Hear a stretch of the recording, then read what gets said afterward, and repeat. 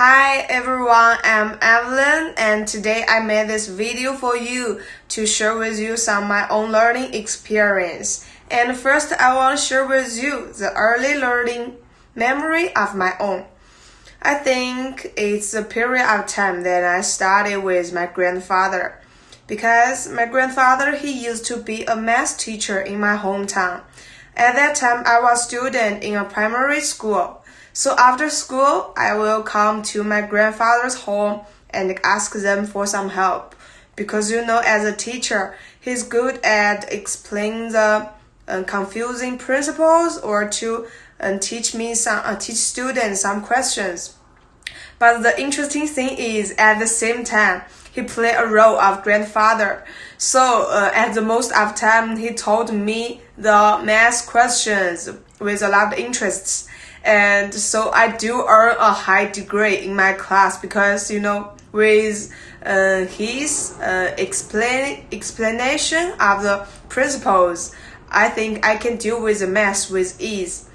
So after that, there is one influential teacher in my studying life.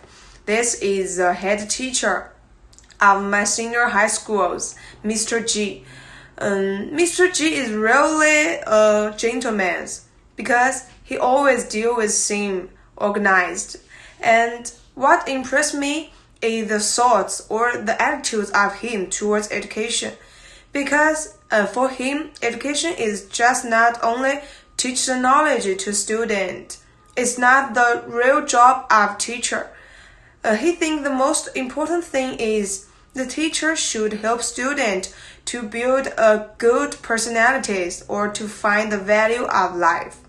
So he always communicated with students as a friend.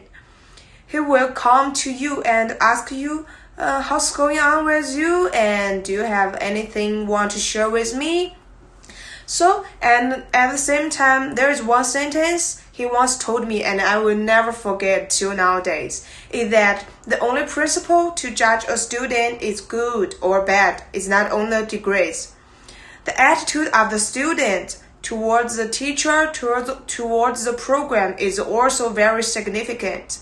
Because there are always some students, even they try their best, but they can just get the highest degree in the class. Some people, they are not good at examination because in China, the degrees, the examination means a lot of things.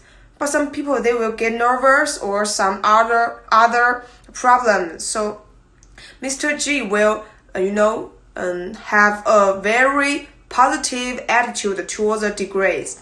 He will encourage students. That's fine, you can do it next time. But once you know how to use this knowledge, is a success. So I really do enjoy my learning process with Mr. G. And he kind of the reason why I decided to learn education because I want to be a person. I want to be a teacher, just like Mr. G.